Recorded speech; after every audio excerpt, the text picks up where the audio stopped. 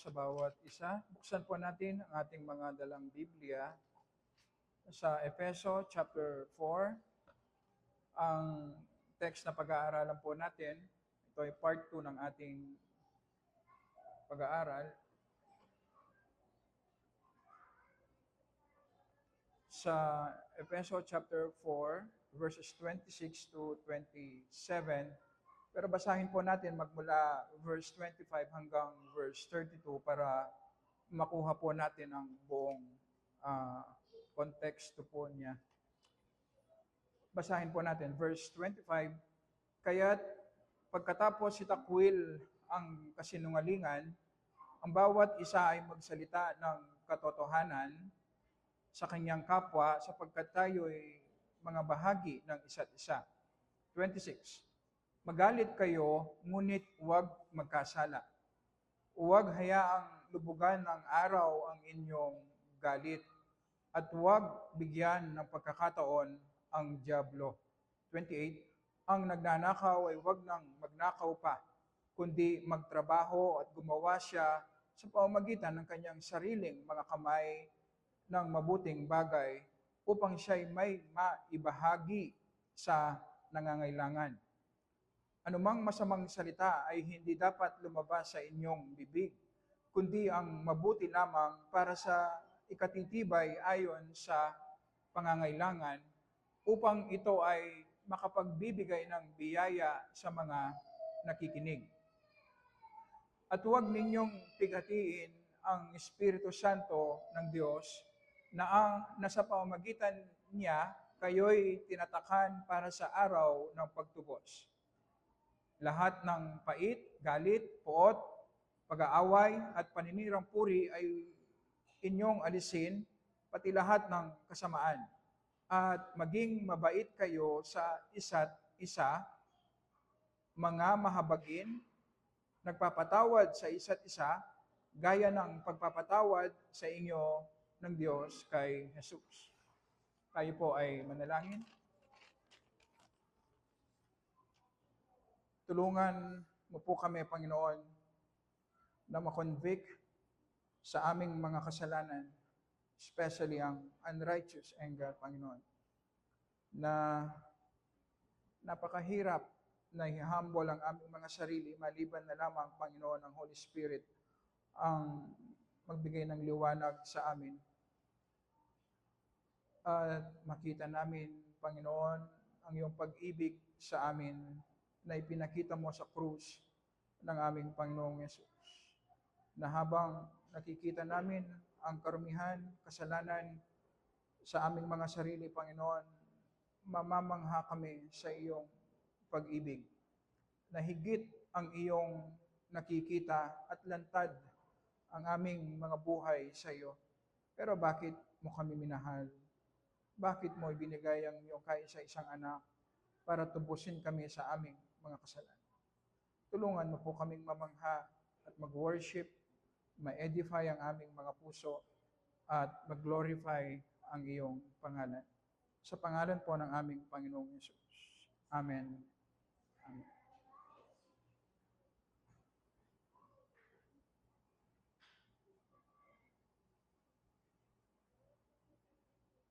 Tinitignan po natin ang mga kautusan ng Panginoon na dapat sundin ng mga Kristiyano sa Efeso at tayo rin na mananampalataya ngayon bilang bunga ng bagong spiritual life na itinanim ng Holy Spirit sa atin na nakipag-isa kay Jesus. Ang bagong buhay na ito, sinasabi ni Apostol Pablo sa verse 24, ay nilalang ayon sa wangis ng Diyos, sa katuwiran at kabanalan ng katotohanan. Ang manifestation ng bagong buhay na ito ay makikita sa atin sa pamamagitan po ng pagsasabuhay ng mga kautusan ng Diyos. Kapansin-pansin na ang mga kautusan na pinag-aaralan po natin ay ibinigay ni Apostol Pablo sa konteksto ng church unity, church growth. na paulit-ulit nating sinasabi na ang kasalanan ang palaging nagdudulot ng pag-aaway, pagkawatak-watak, division sa loob ng iglesia. At ang kabanalan naman, pagsunod sa kautusan, ang palaging nagpo-promote ng harmony, ng unity sa atin na mananampalataya. Na ang malinaw na sinasabi sa atin, ang tunay na loving unity sa isang lokal na iglesia ay bunga lamang ng individual na maturity natin na mananampalataya. Kung gusto natin ng unity, yan po ay mag-uumpisa sa bawat isa sa atin.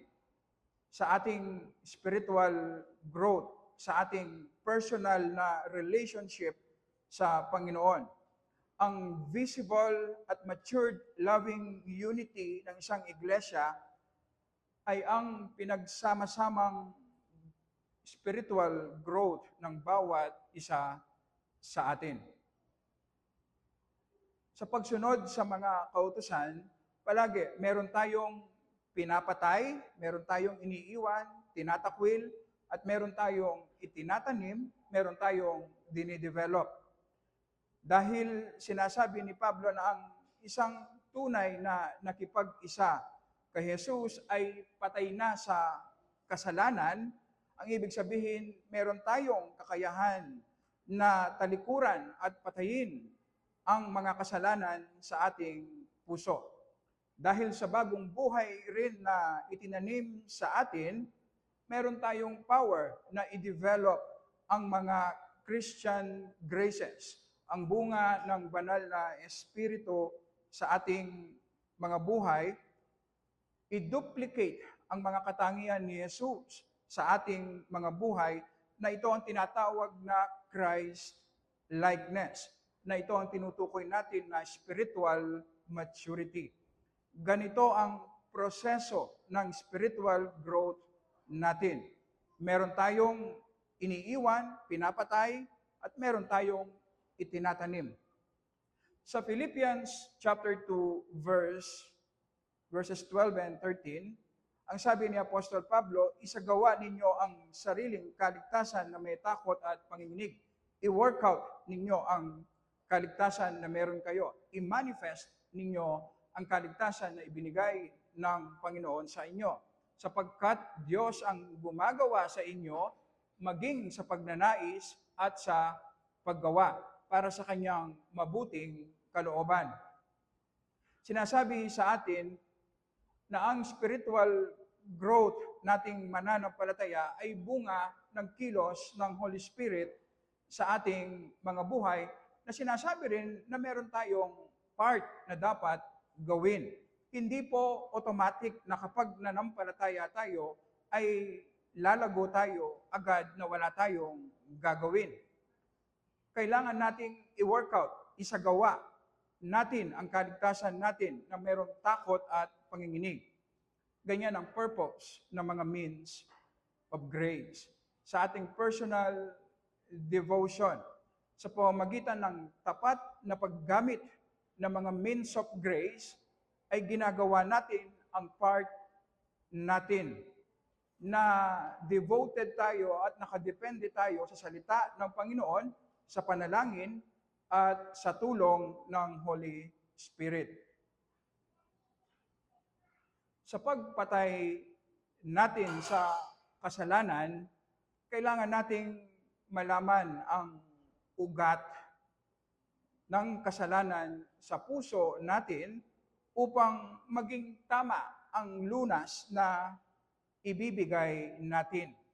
Alam niyo po ba, nagagawa ang ganito sa regular self-examination na dapat ito ang ginagawa natin araw-araw bilang mga mananampalataya, na tuwing nakaharap tayo sa salita ng Panginoon, nakikita natin at ini-examine natin ang ating sarili hanggang sa matrace natin ang ugat ng kasalanan sa ating puso. At kapag na-trace natin ng tama ang kasalanan sa ating puso, mabibigyan natin ng tamang lunas. Ang pag-develop naman ng mga graces, ng bunga ng Holy Spirit sa ating mga buhay, nagagawa yan sa regular meditation ng gospel. Na kapag nakikita natin ang mga katangian ng Panginoong Yesus, ng Diyos Ama na ipinakita sa pamamagitan ng pagliligtas sa atin, sa pamamagitan ng krus ng ating Panginoong Yesus, na kapag palagi tayong nakatingin sa mga katangian ng Panginoong Yesus, darating ang point sa tulong ng Holy Spirit sa pamamagitan ng ating daily meditation ng gospel, magiging attractive sa atin ang mga katangian ng Panginoong Yesus hanggang sa mag-reflect sa ating mga buhay. Maging kamukha tayo ng ating Panginoong Yesus. Ganyan kaimportante ang ating daily devotion na merong self-examination, meditation, at prayer, fellowship natin sa Panginoong Yesus. Sa ganitong paraan, kumikilos ang Holy Spirit para i-grow niya tayo sa wangis ng ating Panginoong Yesus. Nauna nating tinignan ang utos ni Apostol Pablo, ang utos ng Panginoon, na iwaksi ang pagsisinungaling na siyang sumisira sa ating fellowship. Isabuhay natin ang pagsasabi ng katotohanan na siyang nagpapatibay ng relasyon natin sa bawat isa. Pangalawa na tinitingnan natin ang pag-practice natin ng matuwid na galit. Na ang galit na ito ang ginagamit ng Holy Spirit upang i-destroy ang kasalanan at ang gawa ni Satan na siyang sumisira sa ating relasyon sa bawat isa. Pero kailangan din nating iwaksi, i-mortify, patayin ang hindi matuwid na galit, ang unrighteous anger na siya namang nagdi-divide sa atin, sumisira sa mga relationships natin. At ito ang pag-aaralan natin ngayong umaga. Napag-aralan natin last Sunday na mayroong klase ng galit na ipinag-uutos sa atin na mananampalataya. Na ito ay parte ng pagiging kawangis natin kay Jesus. Na ito ay isang bunga ng banal na espiritu sa buhay natin. Na the more na lumalago tayo sa pananampalataya, mas lalong nagiging visible sa ating buhay ang matuwid na galit. Nakita natin last Sunday ang mga tagpo na nagalit ang Panginoong Yesus. At ang galit ng Panginoong Yesus ang nagdepensa sa glory, sa katangian, gawain at kautusan ng Diyos Ama. At ang galit ding ito ang sumira sa kasalanan, maling katuruan at gawa ni Satan na nagiging banta sa glory ng Diyos Ama. Nakita din natin last Sunday ang tatlong pamantayan upang masabi natin na matuwid ang ating galit.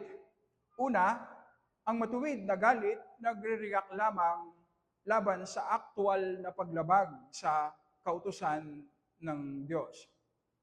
Ang matuwid na galit, hindi yan nagre-react dahil na-inconvenience tayo.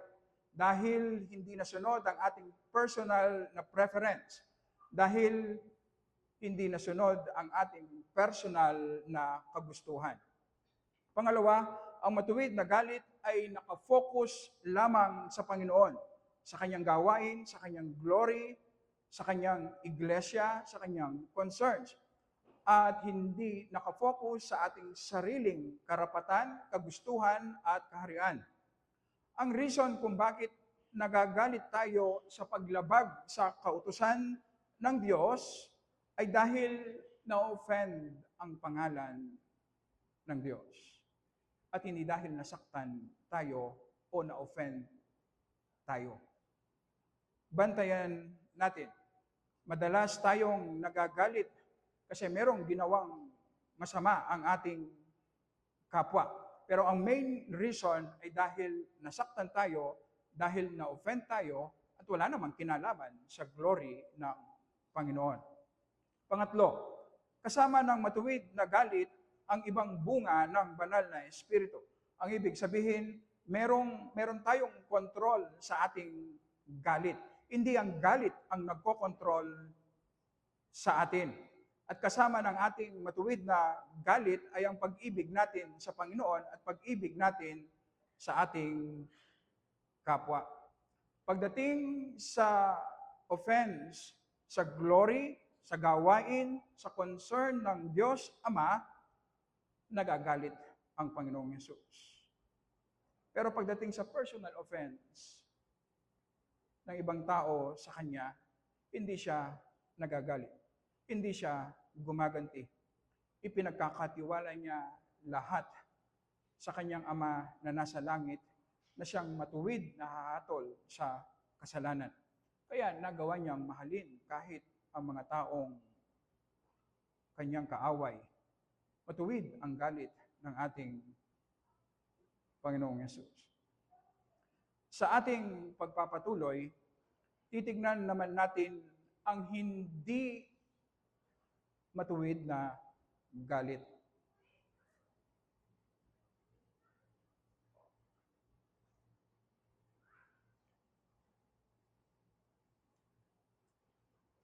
Si Jerry Bridges, sa kanyang librong Respectable Sins, ang sabi niya, madalang lang makita sa Bible ang example ng matuwid na galit. Kasi ang main focus at dinidil ng Bible ay ang unrighteous anger nating mga mananampalataya.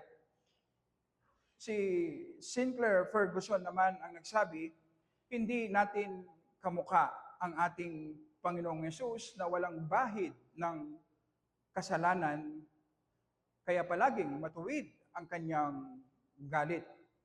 Tayong mga Kristiyano, dahil sa natitirang kasalanan sa ating mga puso, maraming pwedeng gamitin si Satan sa ating puso para udyukan tayong magalit o magkasala sa ating galit.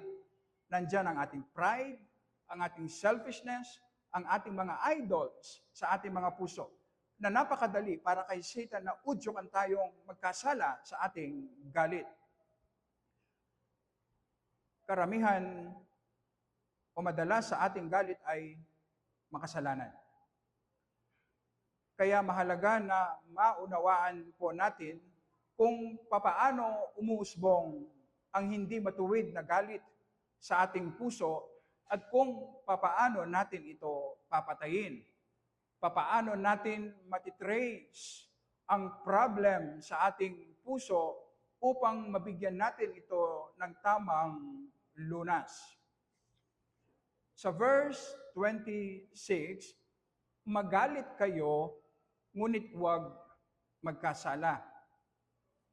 Masyadong manipis ang boundary ng ating matuwid na galit at hindi matuwid na galit natin. Madalas na nangyayari ang ganito kahit sa isang maingat at lumalagong Kristiyano, na ang galit niya ay nag-umpisa ng matuwid, pero kalaunan, katagalan, nauwi sa hindi matuwid na galit. Nangyayari naman ng madalas sa mga Kristiyano na ang galit natin nag-umpisa ng hindi matuwid at dahil napabayaan, manganganak ang ating galit ng mas marami pang kasalanan. Dalawang maling paraan upang i-deal natin ang ating unrighteous anger. Una, ang maling ginagawa natin, tinatago o kinikimkim natin ang ating galit. Pinipigilan natin ang galit natin dahil alam natin na ito ay mali at kasalanan. Kapag tinatago o kinikimkim natin ang galit natin, sisirain niya ang ating inner being. Sisirain niya ang kapasidad natin na i-enjoy natin ang pagpapatawad ng Panginoon sa atin. Sisirain niya ang power natin na maglingkod sa gawain ng Panginoon. Ang ibig sabihin, sisirain niya ang ating pananampalataya. Ito ang hindi natin nauunawaan. Ang galit, mag-uumpisa po yan sa mahina o maliit sa ating puso. Pero kapag pinabayaan, kinimkim, tinago natin, darating ang punto na lalakas ang puwersa ng galit sa ating puso hanggang sa hindi na natin makontrol. Lalabas yan sa pamamagitan ng masasakit na salita na ating bibitawan o physical na pananakit sa ating kapwa dahil sa hindi na makontrol na galit. At nagtataka tayo madalas, bakit tayo nagalit ng ganoon, ng sobra? Saan nanggaling ang galit na yon? Ang uncontrolled anger ay galing sa galit na kinimkim, tinago, pinabayaan. Pangalawang maling paraan ang ilabas natin agad-agad ang ating galit. Kapag naman inilabas natin agad ang galit natin kasi gusto nating magpakatotoo o gusto nating isatisfy ang desire natin na gumanti at ipasa ang burden sa taong nagkasala sa atin, kapag inilabas natin ang ating galit, maninira yan ng ating mga relationships. Sisirain niya kahit yung mga mahal natin sa buhay. Hindi lamang yun.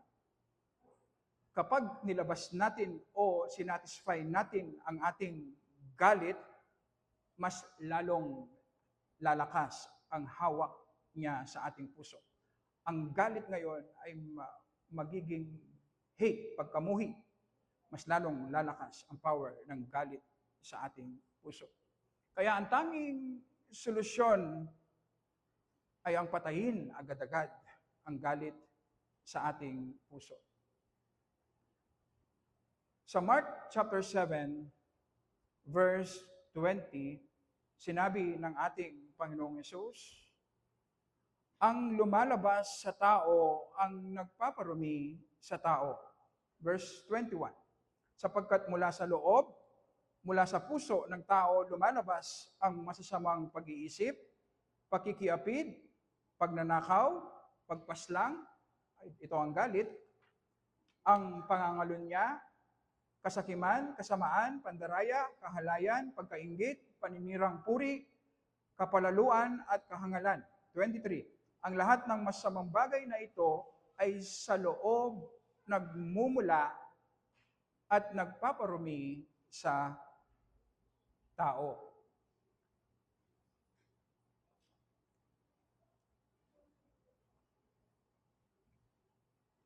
So mali ang sinasabi ng marami na dahil sa hormonal imbalance, dahil sa pagmamaltrato na naranasan noong bata, dahil sa ginawang masama sa atin, o dahil pagod tayo, o minsan ang sinisisi ay si Satan, kaya tayo nagagalit.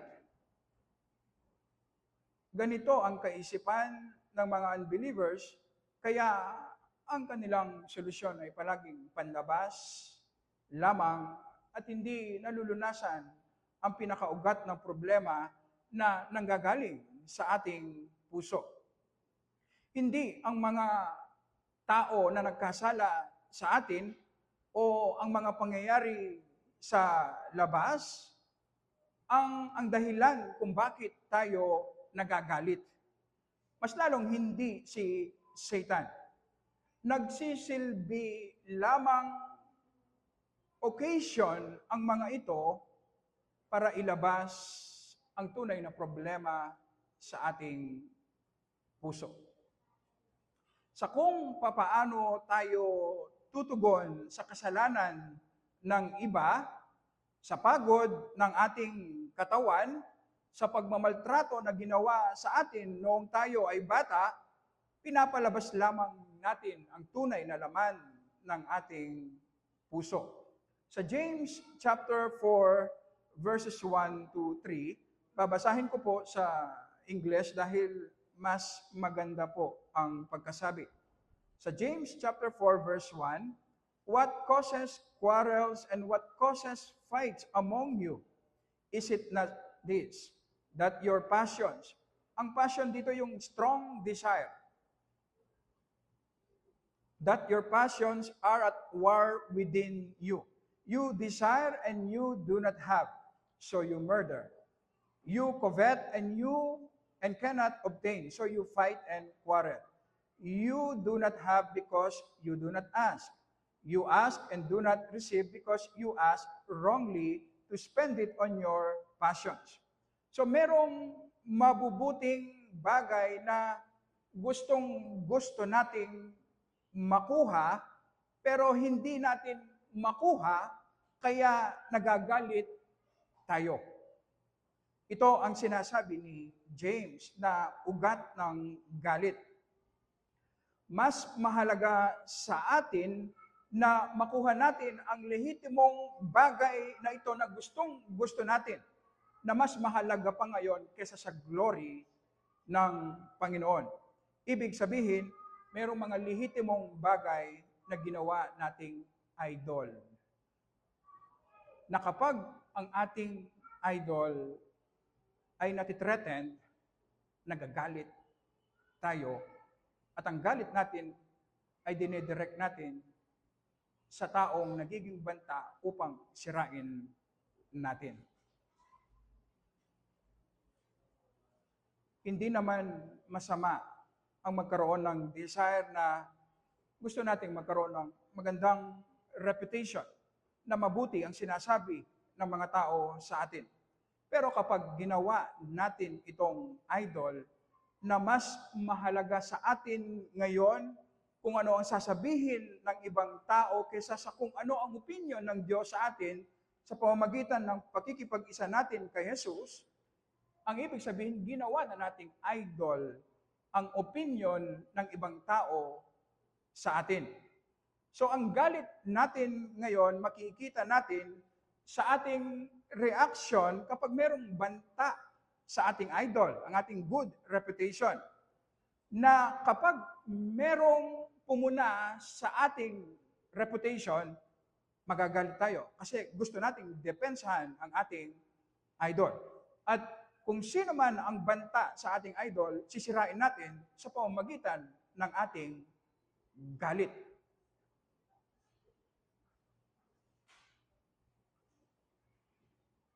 Kapag ginawa nating idol o Diyos-Diyosan ang pagiging tama, na gusto natin palagi tayo ang nasusunod. Gusto natin palagi tayo ang tama. At kung ano ang sinabi at opinion natin, yon ang gusto nating masunod.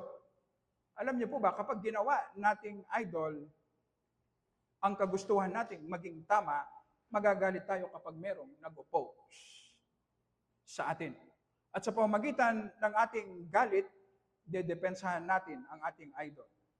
At sino man ang nagiging banta o nag-oppose sa atin, kagagalitan natin dahil gusto natin siya sirain. Ganyan kasi nag-work ang anger, ang galit. Sa ating mga tatay, kapag galing tayo sa trabaho at pagod, normal lang at mabuti naman na i-desire natin ng ang magpahinga at makakain agad-agad.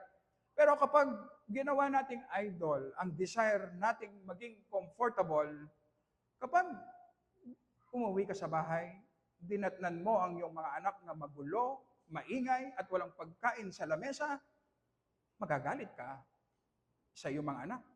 Sisigawan mo ang iyong mga anak. Magagalit ka sa iyong asawa. Kasi gusto mong depensahan ang iyong idol, ang iyong comfort. At sino man ang nagiging banta ay sisirain natin. Kahit ang mahal pa natin sa buhay.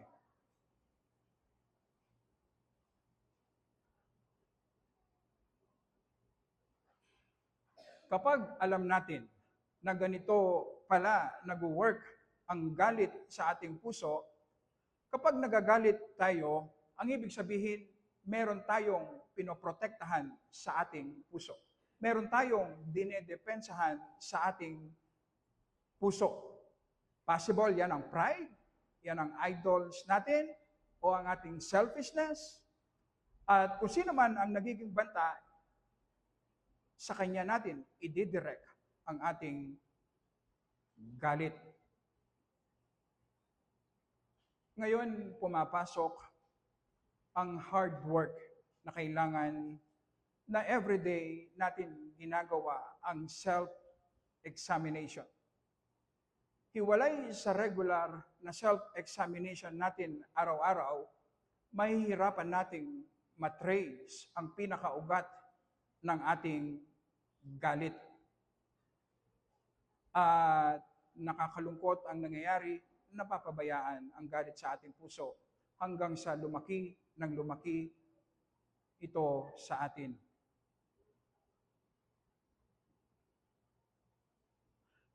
Kung makita natin na nagagalit tayo kasi sinasamba natin ngayon ang ating good reputation, na mas mahalaga pa ang sasabihin ng ibang tao sa atin kaysa sa kung ano ang sasabihin ng Diyos Ama sa pamamagitan ng pakikipag-isa natin kay Jesus, sa tulong ng Holy Spirit, kapag naramdaman natin ang bigat ng kasalanan ito, na mas mahalaga pa kung ano ang sinasabi ng aking kapwa, na isa ring makasalanan kesa sa kung ano ang sinasabi sa akin ng Diyos patungkol kay Jesus, mararamdaman natin ang bigat ng ating kasalanan habang tayo ay nakatingin sa krus ng ating Panginoong Jesus at mag-umpisang mamatay ngayon. Ang sin, ang ating idol. Ang ating idol. At habang tinitignan natin ng matagal sa ating meditation, ang forgiveness at ang righteousness na ipinasuot sa atin dahil sa pagkikipag-isa natin kay Jesus, kapag matagal nating tinitignan ang forgiveness at righteousness na ibinigay sa atin, alam niyo po ba, darating ang point na magiging attractive sa atin ang righteousness ni Jesus, ang forgiveness na ibinigay niya sa atin, at mag-worship ang ating mga puso. At ito ang kapansin-pansin. Hindi ka na nasasaktan kapag pinupuno ka ng ibang tao kasi namatay yung idol sa iyong puso. Ang ibig sabihin, na-trace mo yung ugat at napatay mo yung ugat at hindi lamang yun, nag-grow ka kasi nakatingin ka, nakameditate ka sa forgiveness at righteousness na ibinigay sa iyo ng Panginoong Yesus.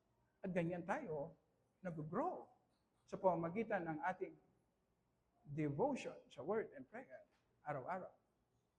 Palagi, kapag na-trace natin ang ugat ng galit sa ating puso, posible ang ating pride, mga idols, ang ating self-righteousness, selfishness, patayin natin agad-agad sa pamamagitan ng pag-ibig ni Jesus.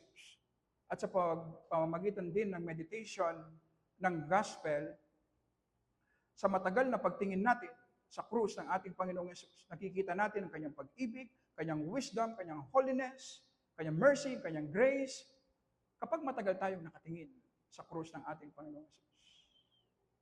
Sa tulong ng Holy Spirit, may enjoy natin ang Panginoong Yesus at magmamanifest sa ating buhay ang kanyang mga katangian.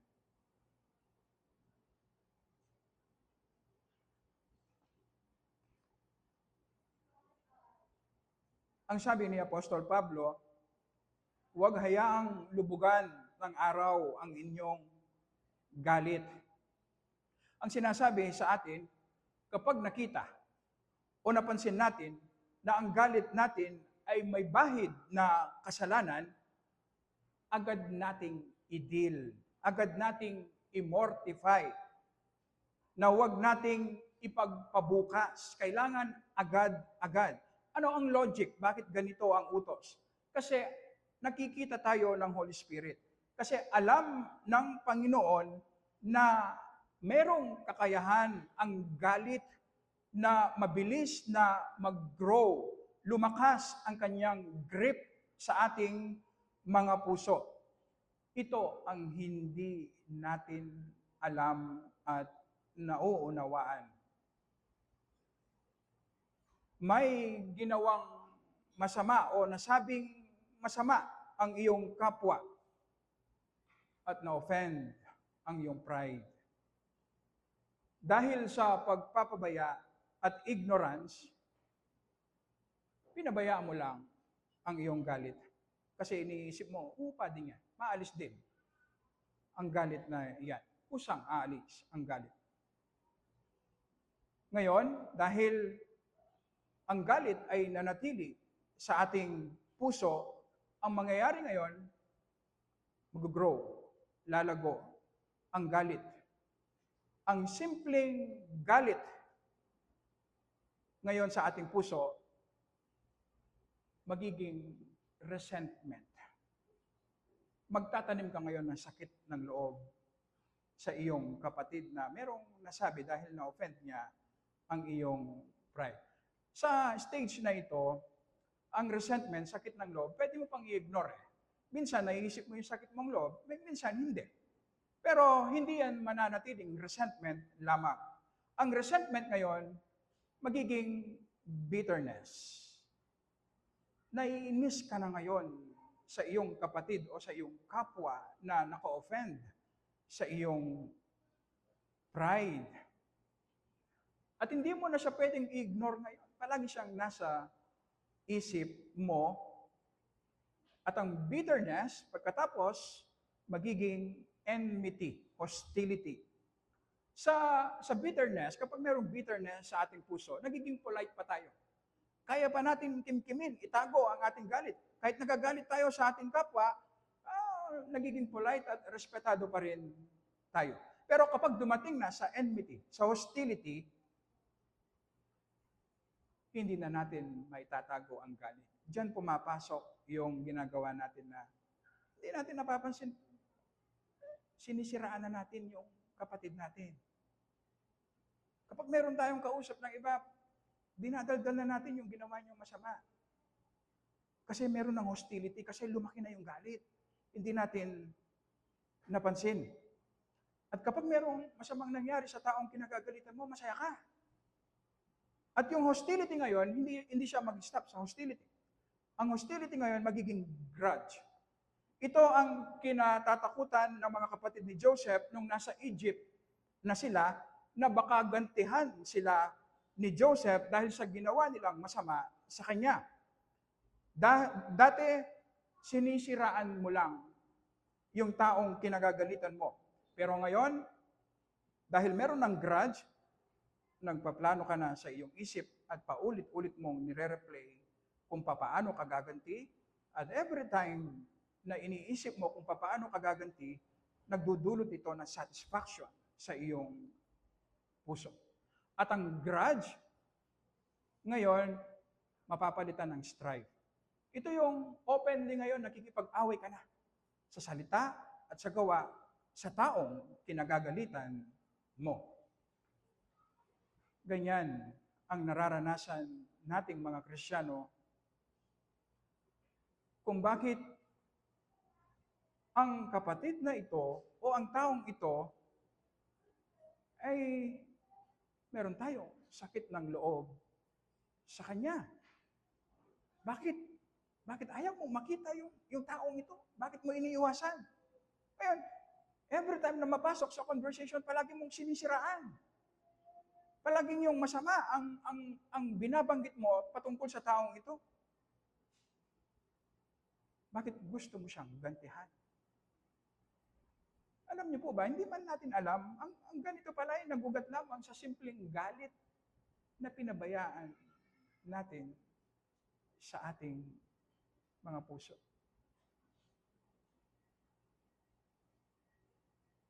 Ito ang dahilan kung bakit nasisira ang maraming relationships sa loob ng iglesia. May simpleng galit na pinabayaan na lumago hanggang sa hindi na makontrol. Ganyan nasisira ang pamilya. Ganyan nasisira ang ating mga relationships.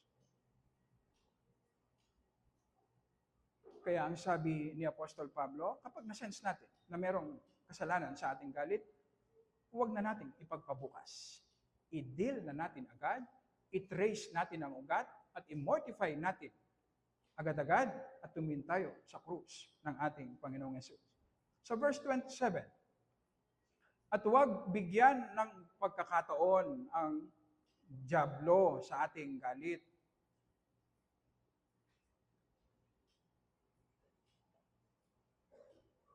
Kapag pinabayaan natin ang galit sa ating puso para nating binuksan ang ating buhay sa dyablo, para gamitin niya tayo sa kanyang paninira,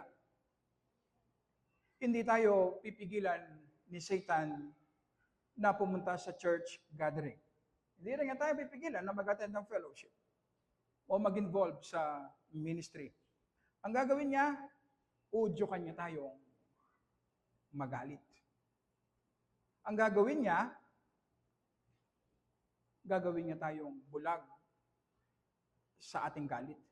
Ito yung ginagawa natin na nakikita na ng maraming tao, naggalit tayo, pero dinideny natin, hindi tayo galit. Alam niyo po ba, yun ang gustong-gusto ni Satan kasi kapag dinideny natin ang galit natin, ang ibig sabihin, lalago yan sa ating puso. Ang ibig sabihin, mag-grow ang galit sa ating puso na darating sa punto na ang galit na ngayon ang magkokontrol sa atin.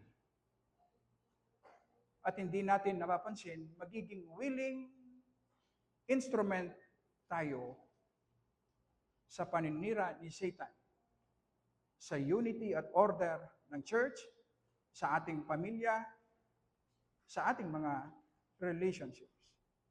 Ganito kumikilos si Satan.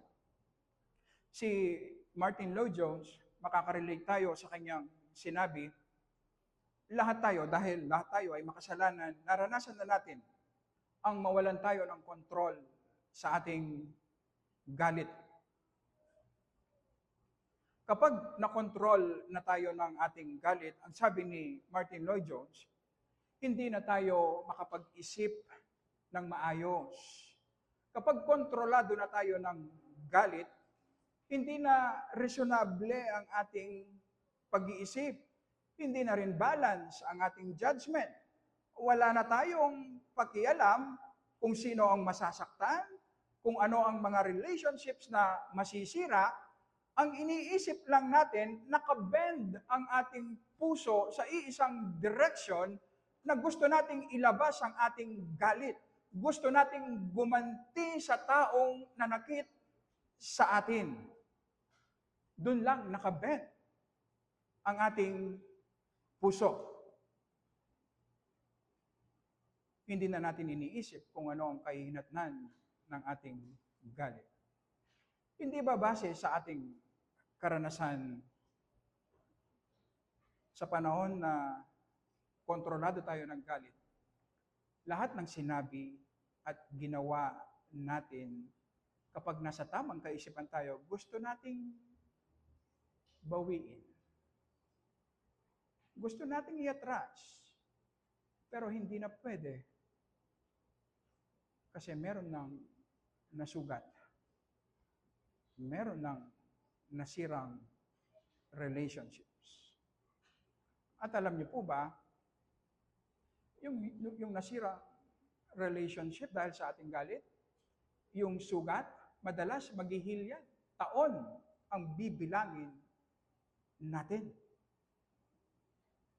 Ito ay nangyari dahil kontrolado na tayo ng galit. At ganyan kumikilos si Satan. Kaya nating saktan ang mga taong mahal natin sa buhay dahil lang sa hindi mo kontrol na galit. Ang relationship na matagal nating iningatan, kaya nating sirain ng mabilis dahil sa hindi makontrol na galit. Hindi ba napakagaling na strategy ni Satan para gamitin niya tayong instrumento na sirain ang isang iglesia? Ang isang iglesia na puno ng mga Kristiyanong galit, alam niyo po ba, imposibleng mag-work ang Holy Spirit. Imposibleng i-bless tayo ng Holy Spirit. Maranasan natin ang kanyang pagpapala. Imposible. Dahil tayo mismo, dahil sa galit na pinabayaan natin, sinisira natin ang ating inner being. Sinisira natin ang ating pananampalataya. Kahit ang ating usefulness. Hindi tayo pwedeng maging effective sa ministry kung merong galit sa ating puso.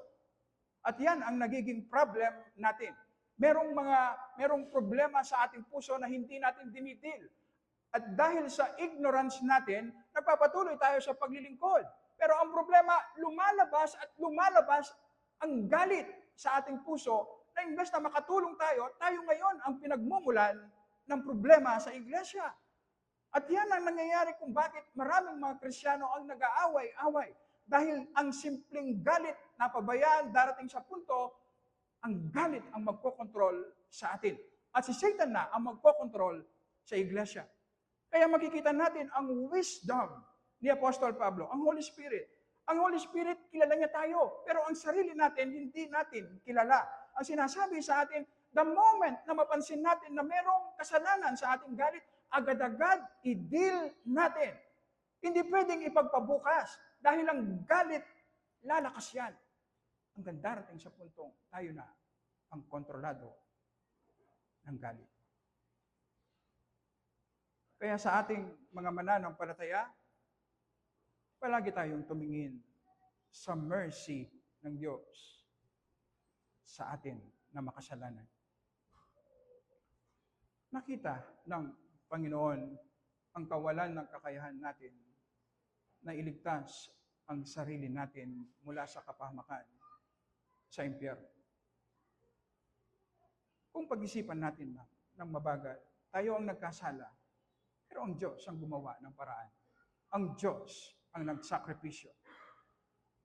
Sa pamamagitan ng pag-ibig ni Jesus sa krus, alam niyo po ba, nilabas ng Diyos Ama ang kanyang galit sa ating mga kasalanan. Pero dahil sa pag-ibig, niligtas niya tayo. Pwede namang ilabas ng Diyos ang kanyang galit na lahat tayo dadalhin tayo sa impyerno.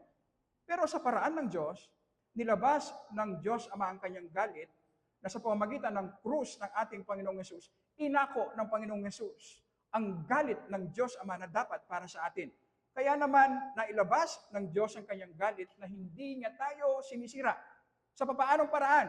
Kinarga ng Panginoong Hesus ang poot ng Diyos Ama sa ating mga kasalanan.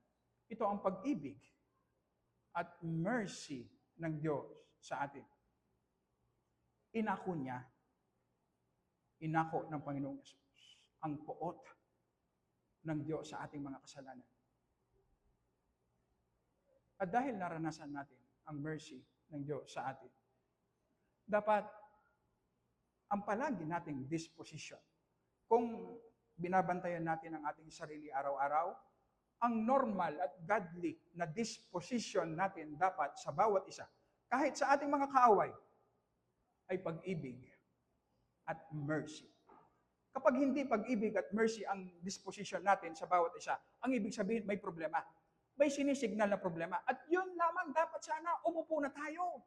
I-examine na natin ang ating sarili. At mag-meditate para i-mortify ang sin. Kung careful lang tayo sa ating buhay, ha?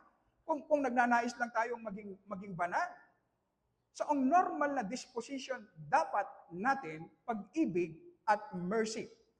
At sa maraming pagkakataon, magagawa lamang nating i-deal ang kasalanan sa ating kapwa na hindi natin sinisira ang ating kapwa kung kakargahin natin ang bigat at burden ng kanyang kasalanan. Ang ibig sabihin, magsasakripisyo tayo. Bakit natin gagawin yon? Kasi iyon ang naranasan natin sa ating Panginoong Hesus. Kinarga niya yung penalty ng ating kasalanan. Kaya nga nailabas ng Diyos sa mga kanyang galit na hindi niya tayo sinira. Niligtas niya tayo. At kung naranasan natin ito, ang ibig sabihin, madali lang nakargahin natin ang kasalanan ng iba na every time na ilabas natin ang ating galit, nililigtas natin ang ating kapwa at hindi natin sinisira. Kaya nga kahit ang mga kaaway natin, kung maranasan lamang natin ang pag-ibig at mercy ng Panginoon, makakaya natin mahalin. Makakaya natin mahalin. Ang isang mananampalataya na naunawaan at nararanasan, hindi lang naunawaan at nararanasan ang pagpapatawad ng Panginoon sa maraming niyang kasalanan, siguradong magpapatawad siya sa kanyang kapwa. Ang isang mananampalataya na ini-enjoy niya ang forgiveness ng Panginoong Yesus sa maraming niyang kasalanan. Ang isang mananampalataya na attractive sa kanya ang righteousness ng Panginoong Yesus na ipinasuot sa kanya. Alam niyo po ba, hindi niya maiiwasan na magpatawad. Hindi niya kayang gawin na hindi magpatawad. Nananatili ang galit sa puso ng isang mananampalataya kasi hindi niya nararanasan ang forgiveness at mercy ng Panginoon sa kanya.